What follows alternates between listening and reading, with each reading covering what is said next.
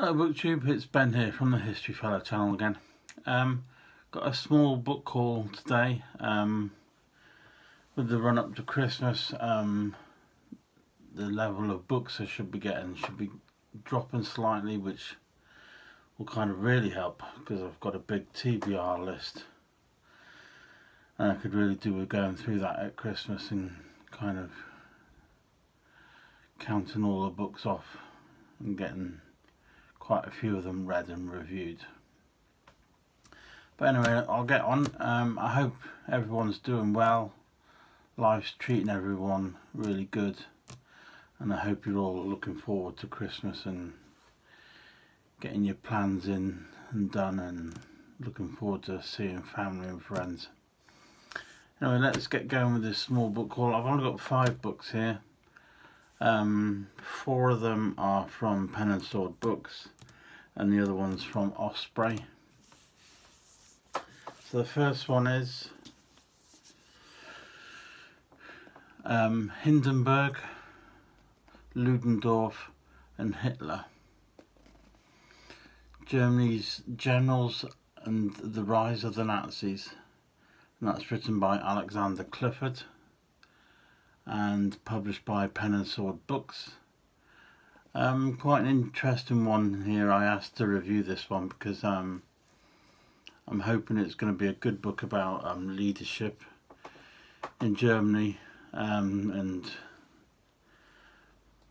there's sort of the connections between World War I and II, and I'm hoping there's going to be some sort of connections or analysis of the leadership of Germany's army and where Germany was trying to go, sort of between World War I and II.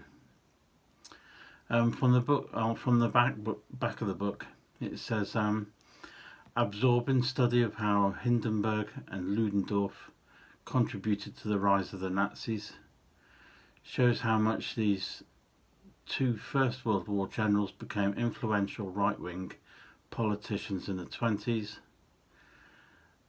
Graphic portrayal of the polarised politics of the Weimar Republic, insight into the roles that they played in the Munich beer hall putsch and Hitler's appointment as Chancellor of Germany.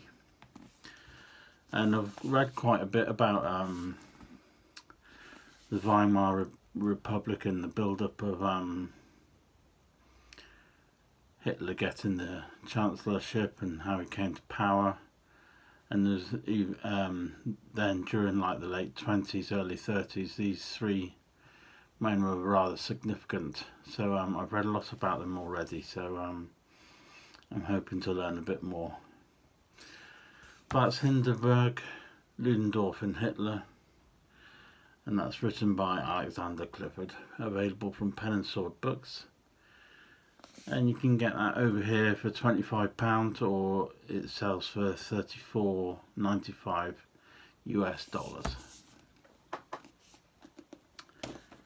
Next book. This one's the book from Osprey. It's about the Panzer III Tank. This is written by Thomas Anderson, published by Osprey. And it's obviously everything you can possibly think about regarding the Panzer III Tank. I was actually thinking when I asked to review this book, it would be like one of those soft covers ones, sort of half the size but a little chunky, but actually this is a hardback. It's a decent size and it weighs quite a lot, so it's a pretty thick book. And I've not read many Osprey books, but having a flick through it, there's some stunning photographs. So I'm hopefully going to do a book review video on this, and I'll see if I can get some decent photos and they can go throughout the video. But from the inside cover, it says the Panzer Kampfwagen 3 was developed for the German Panzerwaffe in the mid-1930s, intended as the principal mount of the Panzer Division's medium tank companies. Originally equipped with a 3.7cm gun and a 30mm thick armour, it was adequate to overcome Allied tanks in the Blitzkrieg campaigns of 1940. But in later operations, the need for upgrades became apparent, so newer models were armed and extra plating increased on the frontal armour to 60mm. This new variant proved successful in the deserts of North Africa, but was caught badly short when confronted by the 7.6mm weapons of the Soviet T-34 following the German invasion of Russia in 1941. Further variants introduced from 41 to 43 had a longer main weapon and additional armour, and the Panzer III chassis remained in service as the basis for a number of special purpose vehicles. These included flamethrower tanks and armoured recovery vehicles, and most famously the Sturmschutz III assault gun, which became the most widely produced German armoured vehicle of World War II. It's got some fantastic pictures in, and there will be a video review up in the next week or two. That's priced £35 or $50 US. So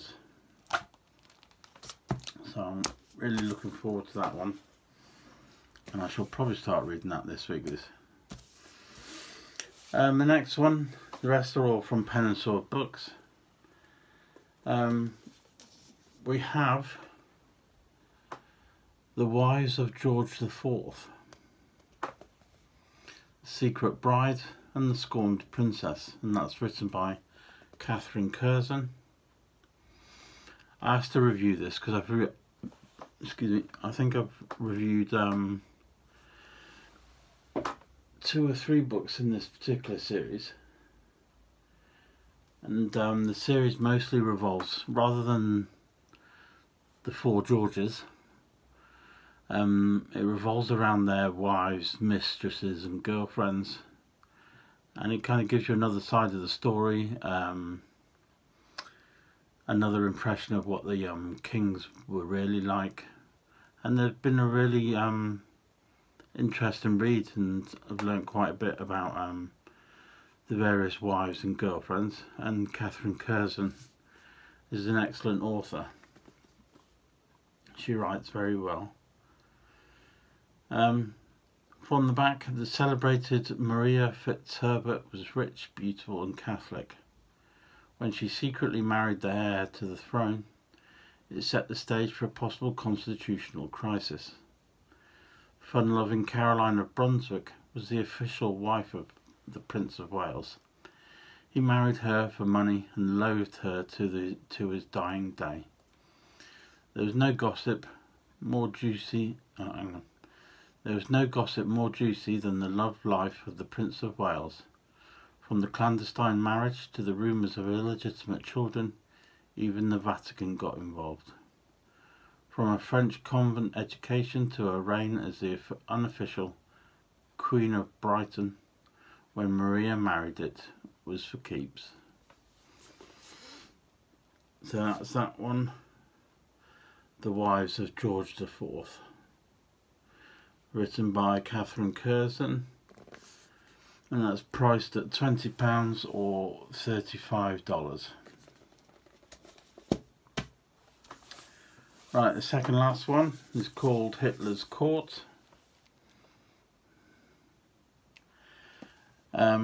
It's written by I'm not sure whether this is a male or female author. Hang on,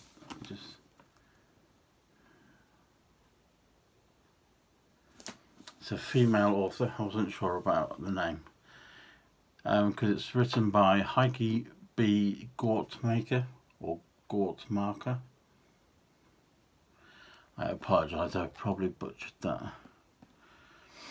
But it's the inner circle of the Third Reich and after.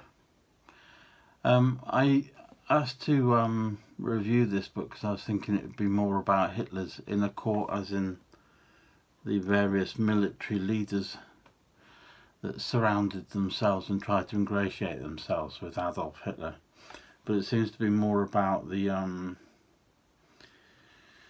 not the military friends and family, but more of, you know, the everyday friends that were connected with Hitler. From the chapters you've got Hitler's Circle, Defeat and Flight, Forming the Circle, Seizing Power, and then you've got the Berghof community, which was the posh little Alpine palace that Hitler had built. In the Führer's restricted area, Witnesses and Believers, and the Court at War. From the back cover, the truth behind Hitler's inner circle, the people involved and their role in the politics of Nazi Germany. How much influence did they have on Hitler and his decisions, and what happened to the inner circle after the war? So I think that I'm probably going to learn quite a bit about that, because it's less about the military leaders. So that should be good. And then finally I've got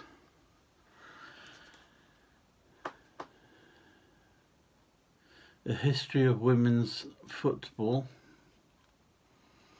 or if you're American, The History of Women's Soccer, written by Jean Williams.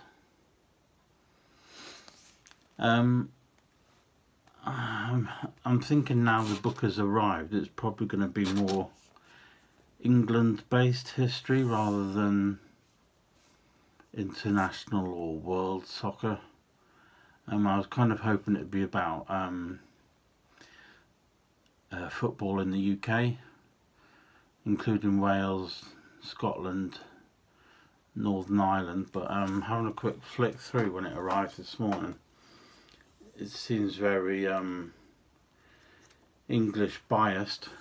But I watched a small football series on women's football on the BBC website about 2 months ago, which I found very interesting and learnt quite a bit about Welsh football, how the Welsh players were really good at the time, and how badly the organisation was run by those in charge. And I found out all that quite fascinating, and then they just, I presume because men were running the game, they then just decided to abandon women's football for another 40-50 years, and it's only sort of recently in the past decade that women's football has got back on the scene, and all the countries are doing relatively quite well. On the inside cover it says, "A complete history of women's football from its Victorian games beginning in 1881 to the plans for England to host the Euro finals in England 2022. This book demonstrates how women's football began as a professional sport and has only recently returned to these professional roots in the UK. This is because there was a 50-year Football Association ban on women playing on pitches affiliated to the governing body in England. The other British associations followed suit. Why was women's football banned in 1921? Why did it take until '69 for the Women's FA to form? And why did it take until '95 for England to qualify for the Women's World Cup?" Answers to these key questions are supplemental across the chapters by personal accounts of the players who defied the ban at home and abroad, along with the personal costs and rewards of being footballing pioneers. So there we go, that's the history of women's football. I'm hoping it'll be better than my views when I quickly flick through it. I'm hoping it'll be more British related rather than just English centric. There we go, they're the 5 books I've had recently. Thank you very much for watching. If you've got any comments, you're more than welcome to leave comments below this video. If anyone would like to join me on buymeacoffee.com, then you're more than welcome to. I'll leave a link below this video, and just visit, and you're more than welcome to come and join us. It's buymeacoffee.com/thehistoryfella. Other than that, I hope you all have a great week. I shall try and get a few book reviews done and up on the channel very soon. Probably, was it Thursday today? Probably Friday, Saturday, Sunday. I'll see if I can do 3 or 4 and get them up.